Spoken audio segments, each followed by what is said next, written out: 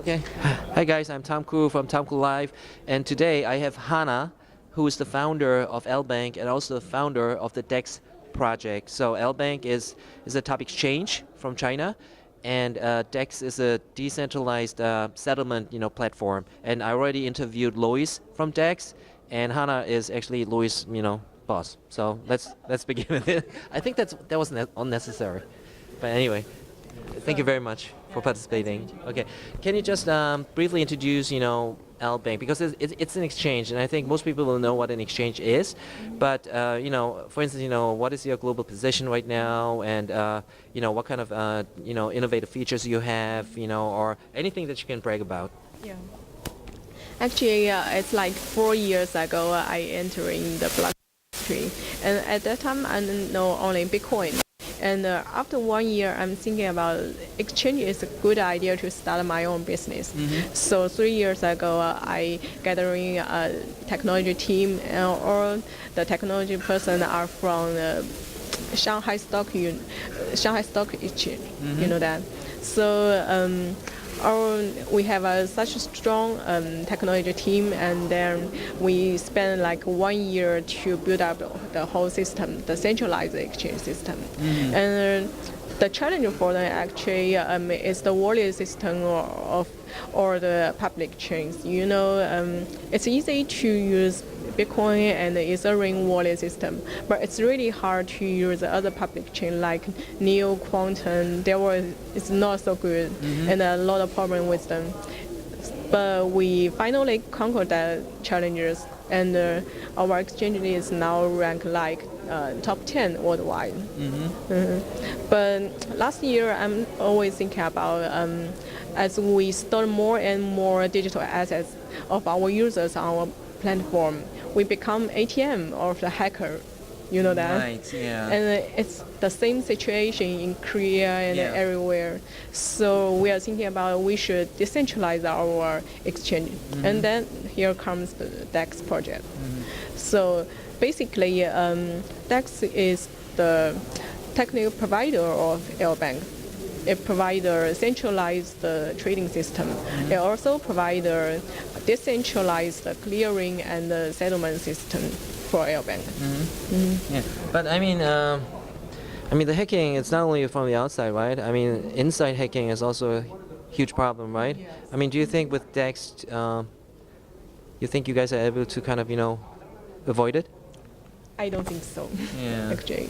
Because the inside hacking, there's a problem of how you manage the company and how you do the inside risk control of your technology person, Mm-hmm. and how you to monitor their work during you build up the system. Mm-hmm. Mm-hmm. I mean, that's the reason why these big companies have, a very rigorous structure of compliance, Yes. right?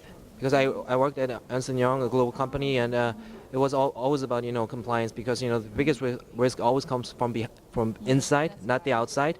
And as regards exchanges, I think that's going to be still a huge problem. I mean, how to make sure that the insiders cannot destroy the system. You understand what I'm saying, right? But another thing is, so basically, I mean, the DEX idea, I think it's a very good idea to split out the settlement function from the exchange, but at the same time, I mean, it's kind of actually cannibalizing yourself. You know that, right? Because you have your own LBank big exchange, and if you kind of outsource the settlement process, right, from a business perspective, it looks like cannibalizing actually the business, right? And then the other thing we can think about is what about the transaction fees? Because already the centralized system will charge, and then by connecting to transaction fee. When they trade or withdraw, I mean, I'm just talking about overall the process. I mean, because there's always a transaction fee involved, because nothing is for free, right? But then you connect it to the DEX, and settlement is done actually in the DEX, and I mean, how can you still be competitive? You understand what I'm saying, right? Because you have to consider your competitors, because the competitors, they will just do it in one box, They will do clearance, they will do settlement, and then they charge accordingly, right? But in your case, I mean, it's actually because different companies. Yes. That's what I'm talking about. Yes. So there's the two questions, and the first one is how to keep it secure when we talk about inside risk. Actually, the whole idea is to separate everything from the beginning, like KYC, and then how to store the assets, and how to do the trading matchmaking, and then clearing, then settlement. We separate everything, and different people do different things. Actually, clearing and settlement is can be done by a centralized exchange, but it's done by the like financial department or risk control department. So the idea is now we are the third party of a financial department. We are not inside the centralized exchange, and we are a third party, and we serve all the exchanges on the market. So we will not hook up with anyone inside the exchange. So do the maybe hack things, but when the financial department is inside the centralized exchange, they can do everything because they are so powerful. They can get into the system, and they can know the user's assets, the assets amount. They can know everything, and they can also hold the part of the private key of the user's digital assets. So that's a problem. But now we want to give back the private key to the users, and they keep it themselves, or they can choose a trustable partner to hold that. That's the idea. Okay. And for the second question, how we can compare with other exchanges, or how we can get into this market. Actually, it's easy for us to collaborate with LBank and other exchanges. We provide technical support. So we will use that advantage. We will provide a trading system, the centralized trading system for other exchanges. And in the meantime, we will provide a decentralized wallet for them as well. But for other users, we will give them the token reward. And when the users use the personal users, they use our wallet, they will get a token reward for maybe holding the assets, or be the maker or taker for in the order book. So that's our whole idea. Okay, and everything they do in the exchange, they will get a reward. But if you, I totally agree that one way to actually make the system more secure is to split it, right? But then, the other thing could be, two things. First the operation efficiency, and the second thing is actually it could create new vulnerabilities, because if you put it in one place and really make it secure, you understand what I'm saying, right? It could be more secure than splitting it up, and then you have to take care of all the security of all different separate functions. That could be a problem, couldn't it be? What do you think about that? There's always the pros and cons. The good thing is that, when you split it, there's a it really kind of make it hard for the insider to actually play dirty, right? But at the same time, maybe it's just the efficiency problem then, because if it's concentrated on one place, it's more efficient actually. So we have to use system to instead of manually working, or instead of person. Usually we use person to do the clearing work. We hire a financial person and calculate everything, but there's always mistake. So we use a system to do that. We don't use people. Right. Okay. By the way, can you just define the process of clearing versus settle? Because it just occurred to me that some people wouldn't understand the difference between clearing and settling. Yeah. Yes. Actually, clearing is like suppose you are a user, you want to withdraw some money from an exchange. The exchange department, the financial department, they will look into your account and see if you have that amount of money, then you can do the withdrawal. But if you don't have it, then you cannot, right? So that's a basic idea of clearing. But in the real world, the case is more complicated, and that's what financial department do. So in another case, it's risk control. Like sometimes user's account can be hacked in and used by a hacker. And usually we will see account, maybe it has like 1 million of RMB, and suddenly it has only 10%, and the account withdraw everything. So that's very strange. And the risk control department or the financial department, they should see the problem and to stop that. That's their duty. So in our system, we also have some basic rules. If there is any strange behaviors when the account withdraws its money, we will stop that. And settlement is just really settling the deal, Yes. right? But another question I had is actually, I should have asked lawyers before, but so right now the DEX is actually about the settlement, right? Yes. So my understanding, Also about custodian. custodian. Yes. Yeah, custodian means that they're actually really holding. Yes, holding The private cryptocurrencies. key, holding the private key of the digital assets or users' money. I thought the private keys were actually given to each users of the exchange. Yeah, but it's not the situation now, because when we talk about centralized exchange, because the private key of users are centralized, held by the exchange. They are all stored by the exchange. That's why we call them centralized exchange. So the idea of decentralized exchange is to give back the private key to the users, and the users can keep it themselves. But I think it's not the perfect idea, because you can lose your private key. You can forget the password maybe. So the best idea is to separate the private key into maybe 3 parts, and the 3 parts is like 3 keys, and once 2 of the 3 keys shows up, and you can open it. So it's a more safe idea. Because if you would lose one, you still have 2. If you lose one, you still have 2. But I mean, the thing that I didn't understand is that I kind of thinking right now. I actually don't think that I had a very clear idea, because right now by DEX, actually the exchanges that will be put upon DEX, they won't have any cryptocurrencies, because the cryptocurrency is held by your wallet, by the DEX wallet. And then what made, for instance, what I understood is that actually the centralized system is the same, just number, unless the customer will send her Bitcoin to another exchange. In that case, it's different, because then you have to send it.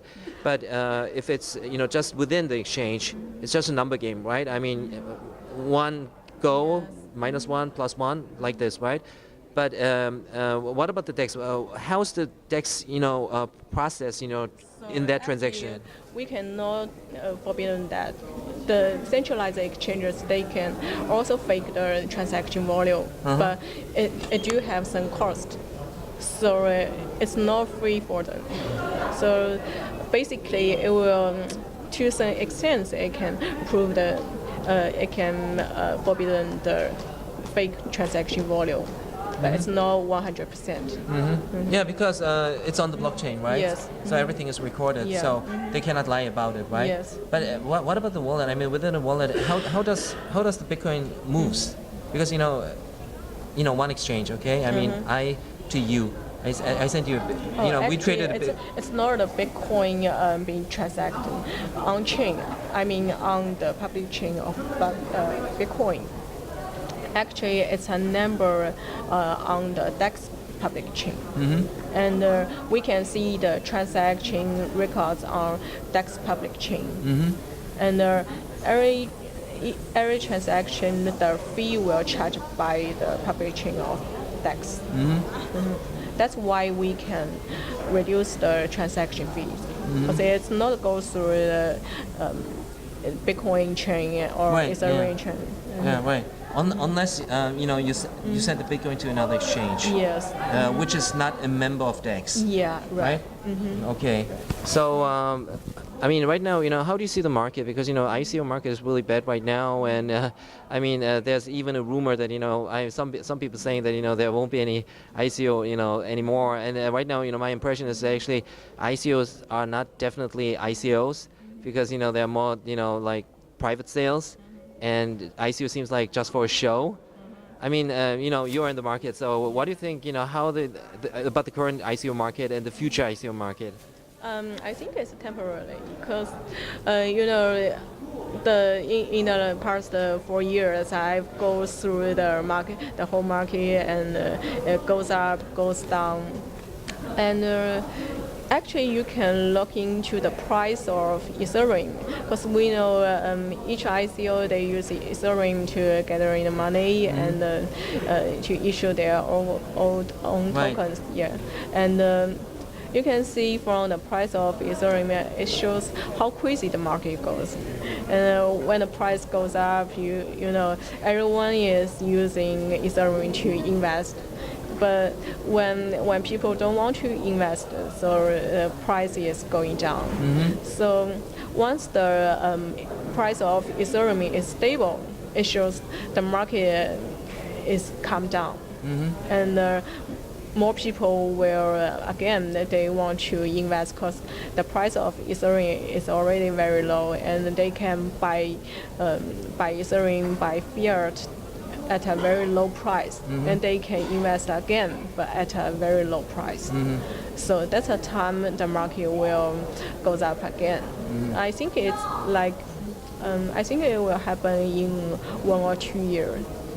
Then why do you see that the coin price right now is so low? I mean, Bitcoin is the only coin right now. It's actually kind of showing some positive volatility sometimes, but the other coins like Ether or Bitcoin Cash, all of them are suffering. I mean, why do you think it's the reason for that? I think because they are all security tokens. Just like, some stock markets, there's no enough liquidity in this market. It's the same situation now in ICO market. So this token, they are not being used in real world. So everyone trading this token, they are only thinking about making money, but they don't use it in real world. So once a token is linked with the real world, you can use it maybe buy a bottle of water or buy a house, buy a car. Then the price of the token will be really high, and the price will be stable because it is more like a fiat, but not just a security token. So what I think is actually, I mean, I hope it's going to be stabilizing soon, because otherwise utility token doesn't make sense, right? I mean, for a utility token really to take off, I mean the token should be stabilized first, the value of it. Otherwise, it's speculative. And what do you think is the actually kind of in your mind, the appropriate level of Ether, for instance? How much do you think is appropriate? You mean the price of Yeah, Ether? yeah, yeah. Oh, The stabilizing point. I think there is much way to go down because we know the cost of I twitch right now. okay. You're making me nervous. Because we can calculate the cost of Bitcoin. It's like 3 to 4,000 US dollar per Bitcoin. It's the cost of miners, but the cost of Ethereum is much lower, and once people don't use Ethereum to do ICO, the price it won't be very good. So I think Ethereum has a long way to go than Bitcoin. Okay. Bitcoin will first be stable, and then Ethereum, and then the other coins. I mean, the other thing we can think about, because I mean, I talked a couple of times to Roger V as well, and I mean, it's a different philosophy, right? Because Bitcoin Cash, for instance, is really into using it as a cash, whereas what he thinks is that Bitcoin Core is more like asset. But I mean, maybe that's working right now because all the coins are kind of at the bottom, but Bitcoin is still who knows, right? But another thing I actually wanted to ask you is about the ICO process. So do you think the ICO will become like it used to be in 2017, like really retail investors participating in the funding process, or do you think it's going to be more like traditional IPOs? I think it depends on which area are you talking about, or which country, because different countries have different strategies. You mean you can see that in China everything is forbidden, and in Korea and Japan it's the central bank to do the regulation, right? So it takes Bitcoin and Ethereum like fiat or some kind of online gold, but in other countries like Thailand, that's a SEC to do the regulation, and also in America, you can see that. So they will regulate the market just like the stock market. So in that countries, in those countries, the ICO will be more like IPO, and there will be a specific apartment to do the compliance work.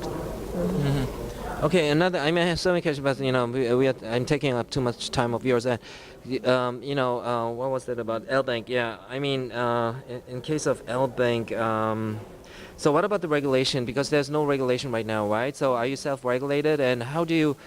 I mean, is there some kind of standard exchange regulation out there that is made by top exchanges, or I mean, how do you set the level of scrutiny and compliance?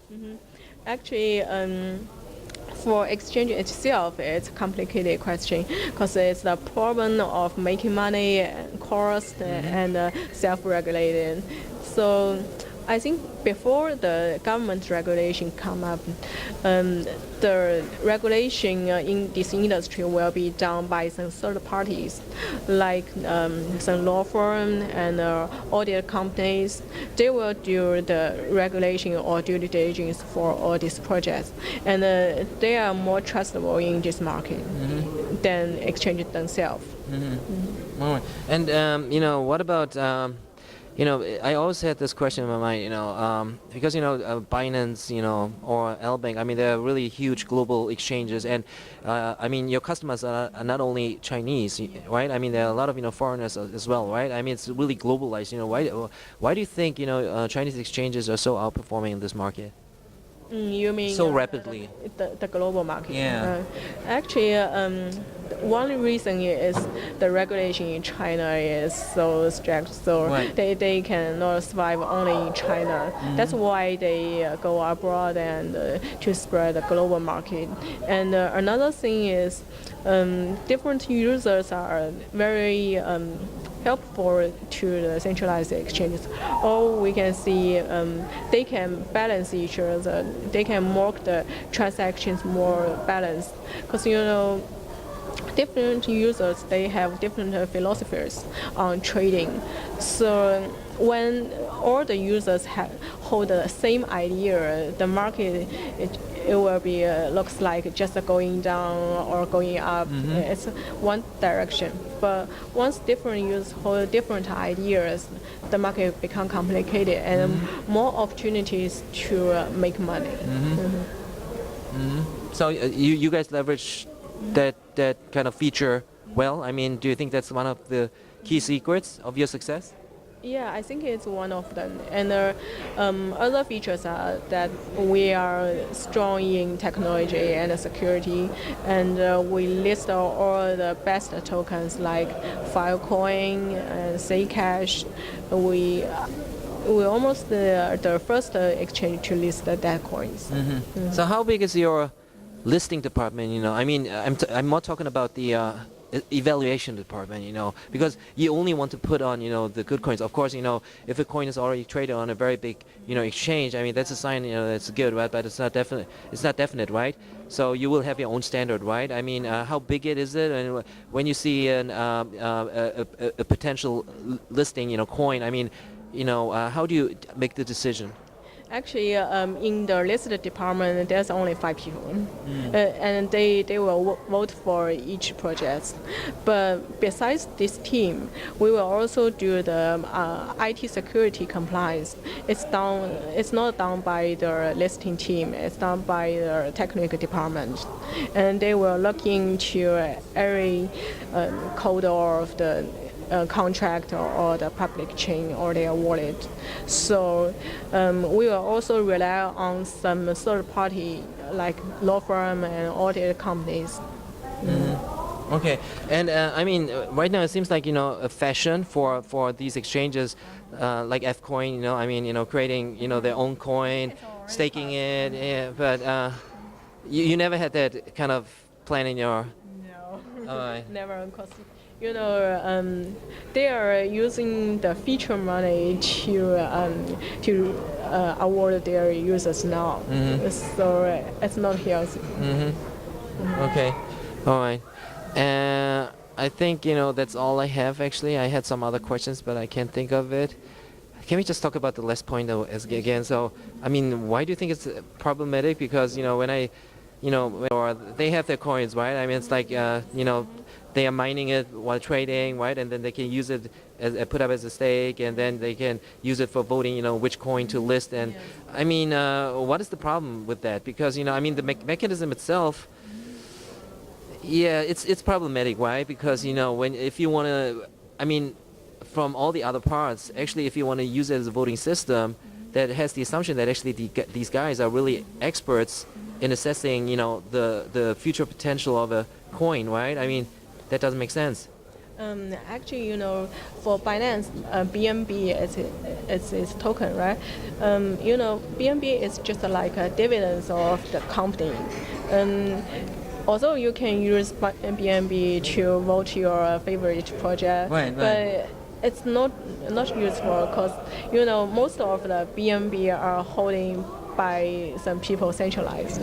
So your vote is not useful. I mean, to me, it seems just like I mean, because I didn't even know about Fcoin, whatever these schemes. Okay, but when I saw that, it's actually I mean, I didn't like it that much, of course, because it seems like they're already making big money, but still they want to make more money. Yeah, that's the truth. Yeah. And I think if the platform they want to decentralize themselves, firstly they should give back their private key to the users, and they should give back more power to the users, like voting and the dividends of the company, and they should make the system more balanced. They should let the right person to do the right thing, like voting. When we talk about list some new coins, there must be some experts to do the work, not everyone. Exactly. Yeah. And what about you? I mean, are you thinking about that kind of system for the users? Actually, we do give this voting rights to some experts. So now we have like 20 third-party partners. They are all like law firm, audit company, and due diligence companies, and they are the experts in the market. We will give them the rights to vote to the different projects, and we will listen to their opinions on this projects and how do they think about the risk of the projects and the futures of this company. And then they get paid by it as a reward by your coin, or how do you pay them? Yeah, they were paid by DEX. Okay. DEX. Okay. So that's part of that DEX then. Yes. All right. Just to summarize, okay, it's for my personal needs. So DEX is like, I mean, basically what you're doing is actually, you're transferring the wallet of the exchange to a decentralized system. Yes. Did I put it right? Yeah, that's right. Okay. Yeah, I just wanted to make clear for the audience because it's not a very easy, simple, concept because they should understand it. Do you have any last words to the audience? So I think before you enter this market, whether you are an investor or you're an entrepreneur in blockchain industry, you should always know that a private key is most important, and you should not give it just to anyone. And also you should know the basic technology knowledges when you're getting into this industry. So learn more and learn everything. I think that's most important. All right. Thank you very much for the time you've given to us today. And goodbye, guys. This was Tom from TomKuLive, and get ready for the next challenge. Bye, guys.